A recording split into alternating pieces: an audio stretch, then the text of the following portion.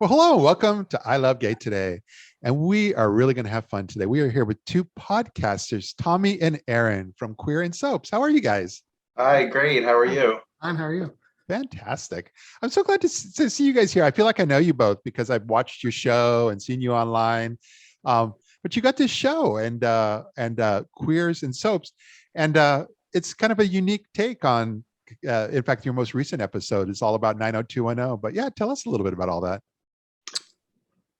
You want to go first, Aaron? Oh, no, you can go first. I didn't want to interrupt you. Okay, so Aaron and I met on Twitter maybe 4 years ago, and we just like to DM each other and talk about what was going on our favorite soaps. And a few months ago, somehow the subject of podcast came up, and we both were like, "Oh, I always wanted to do that." And before I knew it, he had me like signing my life away. uh, he had ordered a microphone that was delivered the next day, and by Monday we were filming. Wow. Yeah, I don't wait around. During COVID, I really realized I had just put off so many dreams I wanted to do. And so now when I want to do something, I don't wait because that's something I don't like when people are like, well, we'll get to it. We'll get to it. I'm like, no, we got to do it. Let's do it now.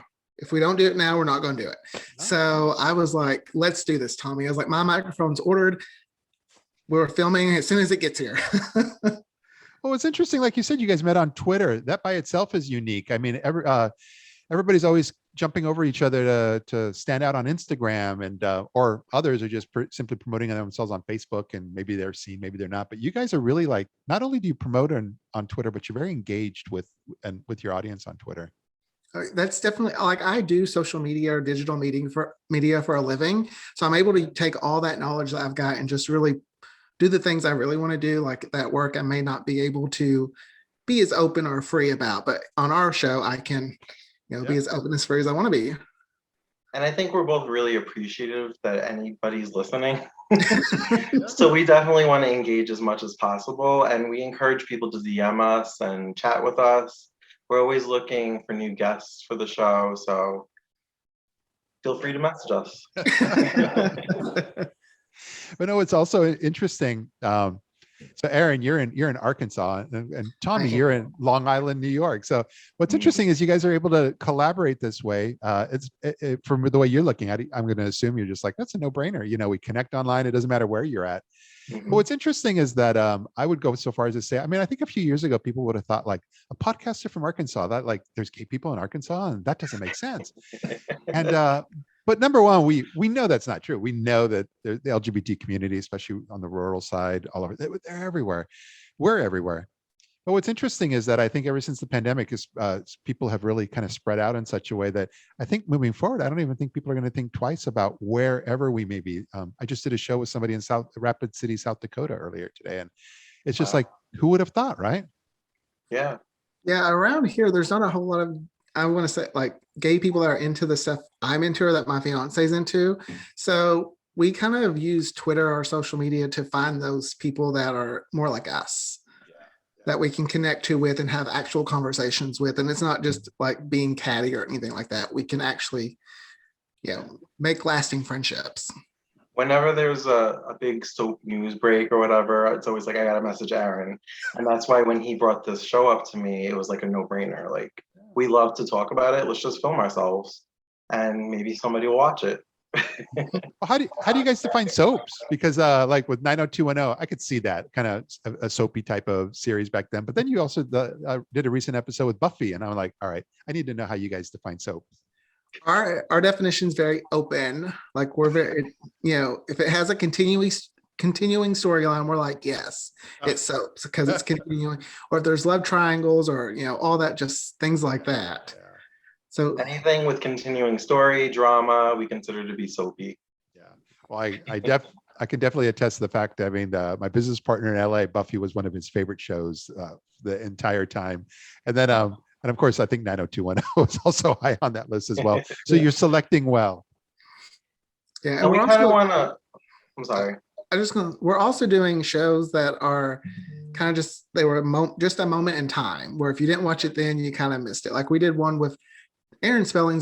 Aaron Spelling is one of my favorite soap opera producers. He did so many great shows, Dynasty, all those great ones. He did a show in 2001 or 2001 called Titans, and we're doing like a little segment called Gone Too Soon. Yeah, yeah. And that's been a lot of fun because we're having to try to find these episodes to watch and just kind of discuss them. Yeah. YouTube has helped us out a lot, especially with these canceled shows. Yeah. So the Gone Too Soon is dedicated to shows that maybe didn't last more than 10, 12 episodes. Yeah, yeah. So we're trying to give them a second win by talking about them. And we've actually, like, we found people who are really excited when we have done Titans. They're like, oh my gosh, I watched this show when it came out and I haven't thought about it in forever. So we're kind of like, oh, well, it's nice that we could jog you. Talking about a 20-year-old canceled show. You'll have to start singing the intros as part of your evolution of the show. I started posting the opening credits for some of them. I love that. I could do Mary Tyler Moore Show, but that's not really a soap. But oh my god, I love that show. I watched Mary Tyler Moore, Rhoda, Phyllis. All. we will find a way to make it soap related, even when we're like, oh look, that extra was on Days of Our Lives. It's soap related. When you go to downtown Minneapolis to this day, there's a statue of Mary Tyler Moore right there throwing her hat up in the air. Oh, really? Wow. Yes. But now I'm aging myself as far as loving that show too. But there's a lot of podcasts out there nowadays, and with you guys have entered in just over the last year. But kind of how would you define as far as like what sets you apart with all this? I think the word queer has caught the attention of a lot of people, and then they're like, and soaps, what's that about? Yeah. So, and then they kind of come out of curiosity and stay for the banter. Yeah, because you don't know. You're like, okay, do they make soaps or? But I also tweeted recently because I wanted people to know that we are more than just. It's not just a show about queer soaps or something like that. It's for all people. We're very inclusive. That we want to include all types of people and shows on our podcast. Well, what about the business model? I mean, it's always, we did a series where we had some panelists that were all podcasters, and part of, I think the part that most folks found interesting was that they all described, like, especially because they're all up and coming, is like, what is the business model in terms of because it takes a while, I'm guessing, for sponsors or other businesses to say, oh, I want to be a part of that. We don't have anything like that. We kind of just, at the moment, we're just kind of like, we're almost to 50 subscribers and we're like, oh my gosh, yes, we're almost to 50. So right now it's just, So I guess right now we're in that just brand awareness stage where we want to get people talking about us and things like that before we actually try to move it to the next stage. Well, if you keep doing all this, it's going to happen. They're going to be there because that's what happens is that is that all these, especially when you have the video the way you're doing, is that companies see that and go, ooh, I want to be a part of that. Or especially I'm going to guess new shows coming along and they're going to love for you to talk about that as well. Yeah, we recently talked about the new Gossip Girl because we were a fan of the original one. So we were really excited for the new one because it was more diverse, inclusive, and just really just made a big splash. I watched it as well. Yeah, I saw that. So. Yeah, we were like, we have to watch it right away and do a reaction podcast. That's almost perfect for you guys. Now, it's like a brainstorm. Is that absolutely any of those shows that come back, and that's where I have a feeling that you're going to have more and more opportunities like that. See, and we're also doing things like there are certain shows. Cruel Intentions was supposed to be a pilot, and I'm still salty at NBC for not picking it up.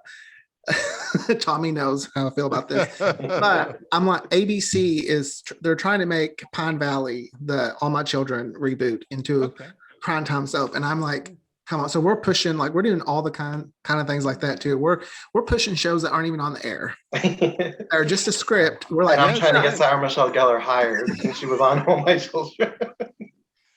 Not bad. But what about moving forward? I'm sure you have show ideas on the horizon that for us to expect. I'm always pitching something to Tommy, and he's like, "Okay, can we first get done with this idea?" I'm like, "Well, let's put it on the back burner. It's there. Put it on the list." And that's how our new segment, Queers Night Out. We wanted to.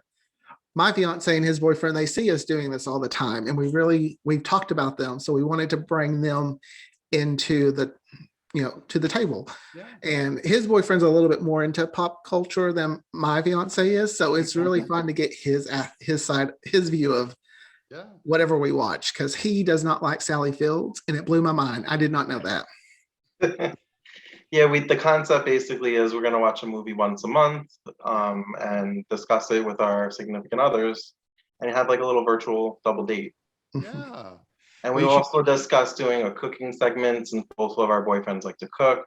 Yeah. Of course, making cameos. We can't let them steal the spotlight from us. No, but you should do that more often. And I will actually say the fun part when you bring when I have seen the shows where you bring them in, they allow us and the audience to get to know both of you more in a different, better way, because we get to see them through your significant other's eyes. Mhm. So I would just say keep it up. But no, I really love what you guys are doing and what you guys have put out there so far. And I really look forward to being able to see where it all goes. And I have a feeling, especially with Tommy, because you're just like right around the corner from me here. So I look forward to being able to connect in the real world. Yeah, that would be great. I know, and if you ever need I Love Gay soaps, we're here. No. Yeah, I'm pitching ideas to things that aren't in my show. That's He's a hustler. Yes, I see that. That's not a bad idea. No, My seriously. mind's always going when it comes to Yep. ideas marketing. Yep, I love that. Well, thanks so much for being here with us, you guys, and just kind of sharing a little bit of your story with our audience. And like I said, Thank look you forward for to being having able to us. connect again. Yeah, thank Yes, great. you. Thank you. All right, take care now. Bye. Feels good, so good, coming back again.